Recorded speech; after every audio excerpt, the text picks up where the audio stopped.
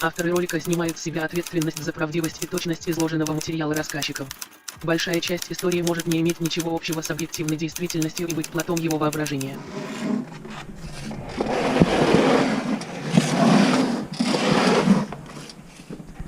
Одна часть стала демократичною, а друга часть стала соціалістичною, комуністами.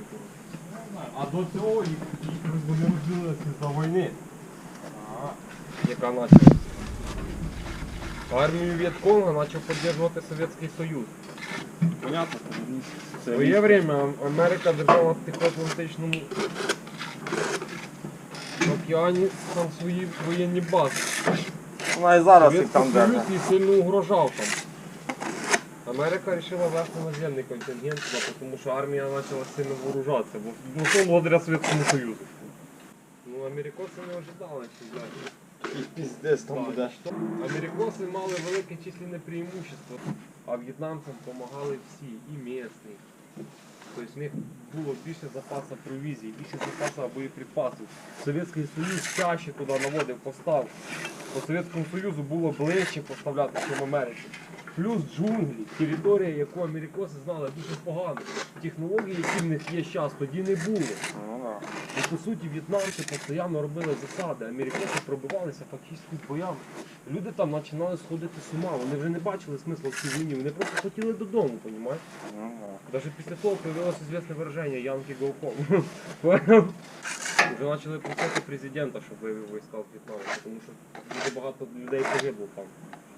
А смисла війни так і не було, по суті. Да, захватили велике кількість території, ну, по суті, не добилися целі. Армію В'єтконга вони так і не побідили. Але, в принципі, бач, пройшло 30 років, воно стало все на своє. Тайвань, яка відділилась від В'єтнама, стала процвітаючим государством і лідером в експорті, а В'єтнам типу. Ну, в принципі, що теж робить телефони, що тапочки, В'єтнам цього. Сумки рябіші, нормально, бо то я підняв. В'єтнам. Ну, бо тому що там революція потім ще раз произошла. Він вже не комуністичний тепер. Так, це, ти бачив во В'єтнамі вообще, які, блядь, ці були, блядь, подземні ці хуйні вони робили. Там даже була защита від газів. Да. Знаєш як? Донизу проритий тунель, потім тако дугою і оця часть залита водою. Тобто газ не пройде далі. Прикинь, думали, блядь. Вони навіть робили спеціальні димоходи в тунелях, коротше, щоб розпалювати костри і виганяти, коротше, хімічне оружие з цього. Да. І, кстати, благодаря цим тунелям вони могли скрити від американських підрозділень і перекидувалися великі сили з одної території на другу. Американці контролювали в джунглях дороги.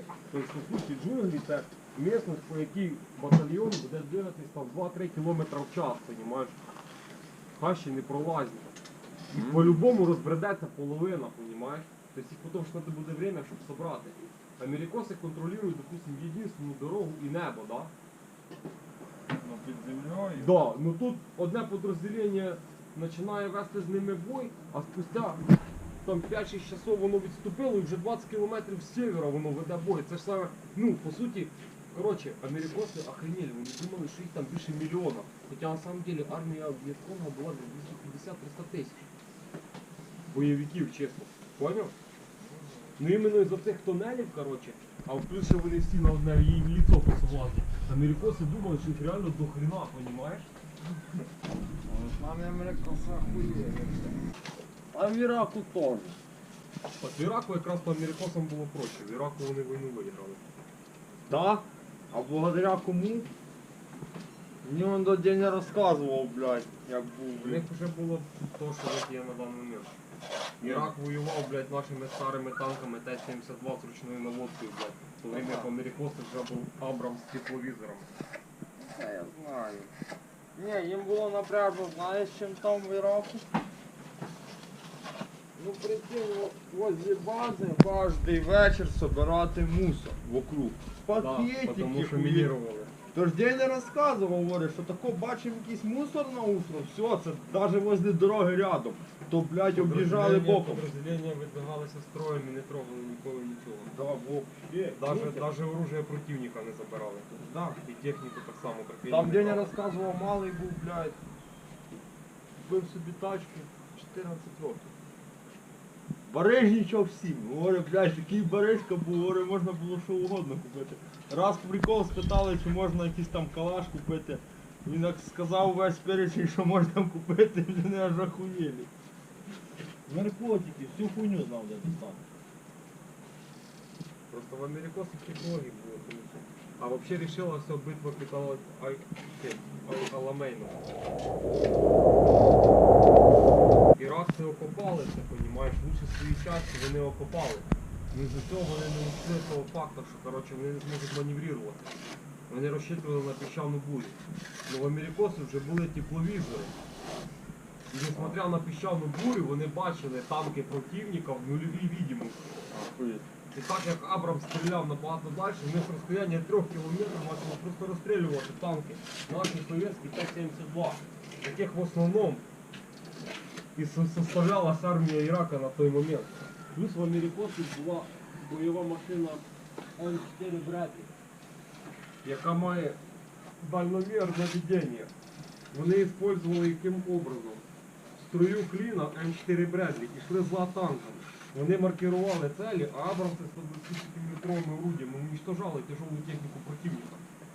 В то время як наші БМП-1, які були в Ірака теж на вооруженні, такої херні робити не могли. Грубо говоря, поки Т-72 тільки наводився на цель, Абрамс вже міг уничтожити 3 цілі. Понімаєш? В Абрамса вже був стабілізатор. Коротше, танк на 30 років більш новий, ну що тут сказати. Це те ж саме, що, коротше, ну, знаєш, блін, Та знаєш, що це таке? консервна банка і алюмінієва біта, от примерно те ж саме. От. Блядь. Сравнення.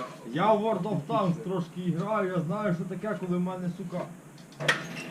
Ну це те, що закидує довести свою волосся сапірником, коли тебе закидує, блядь. Це типа, коли ти, коротше, 4 левела, в топки тебе було восьмерка. Да, ні, Поза херня, сімерка, прилевела разниця. Що скажем так? Ні, восьмерка іменно. Тобто, навіть таке, що нереально було восьмерка.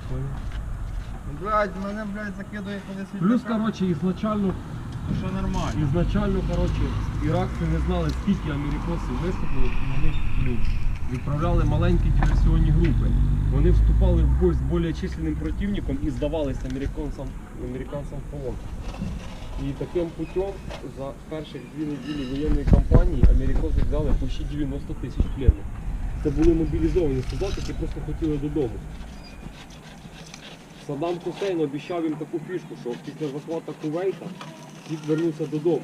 А тут вийшла така фішка, що після захвату Кувейта прийшлося спочатку цей самий Кувейт від американців обороняти, а потім і сам Ірак. Тікай. Все, йди.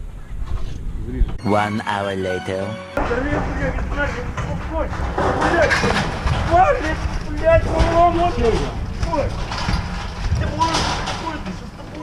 Ти вже достанна. Що з тобою робиться? Ти не будеш, пішов нахуй. Що з тобою Пішов вниз, робиться? і я додому. Що з тобою робиться? Що з тобою таке? Що з тобою сьогодні Така последня капля, блядь, ти сказав.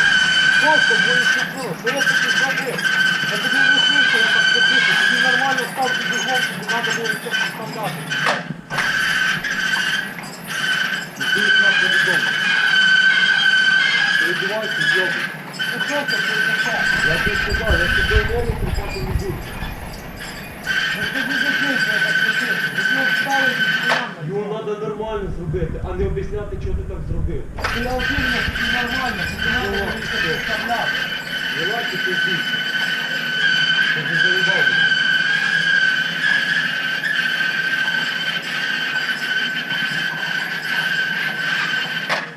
Бог.